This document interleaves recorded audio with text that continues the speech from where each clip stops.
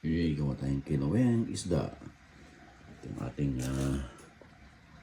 ito nababad na sa kalamansi kanina. Ayan, yung kilaweng isda ko. Nakagabi, overnight. Tuna tsaka salmon. Di-drain lang natin. Babad sa kalamansi yan. Okay. Ayan.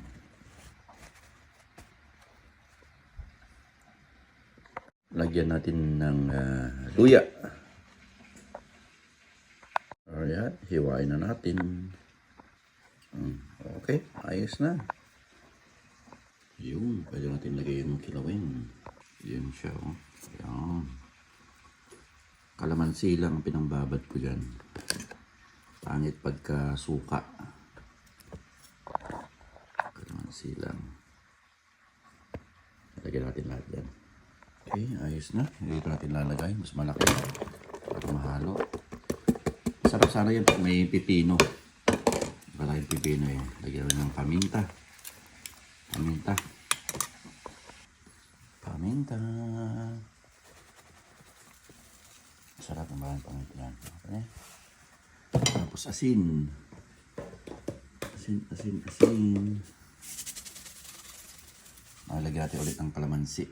Marami akong kalamansi dito. From may tanim. Yan. Ayos. Pigain natin. Yan. Tapos lagyan ko rin ng mangga. Yung kilawin. Yan o. So, pigain natin. Strain natin yan. Para huwag suka. Pangit pag suka eh. Suka ang nilalagay. Sa kilawin. Pangit siya. Walang kalamansi lang. Yan. Okay na yan. Yan.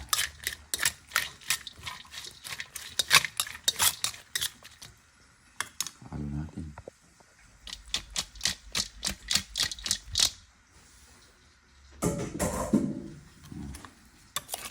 Lagyan mo na lang ng sili. Ayos nga.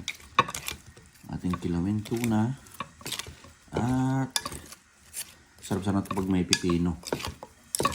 Meron yata ako. Tinan ko nga. Ayun, meron ako nakita. Mini cucumber. Ang dalawa pa.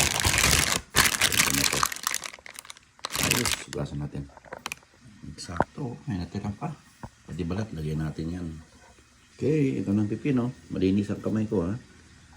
Yan, ayos, kompleto na. Ating kilawin, tuna at salmon. Walang halong suka, purong kalamansi yan. Binabad ko overnight. So ang kulang dyan ay sili na lang. Haluing maigi. Sa mga yan. Sarap yan. Kilawin. Ayos.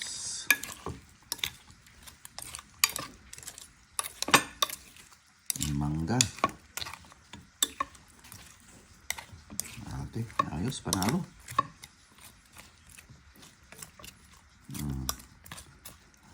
Diba? Okay, look. Kilawin tuna. Na may mangga. Cucumber. Panalo. Ayos. Ano ang kulang dyan? Ang kulang dyan ay sili. Lagyan natin ng sili. Iyon, no? Yun. Para kompleto ang ating kilawin. Siyempre, kailangan may sili. Yan. Ayos. Panalo. Mahabang sili ang tayo. Pero maanghang yan. Yan. Tapos, halo-halo ulit. Yung kulang ng sili, dagdagan na lang. Okay. Panalo.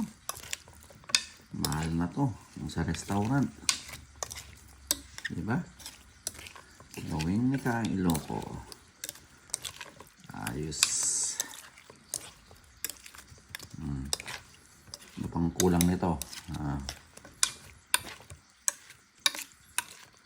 Gin bulag.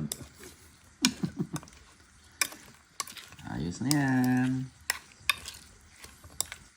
Okay. Ayos, panalo.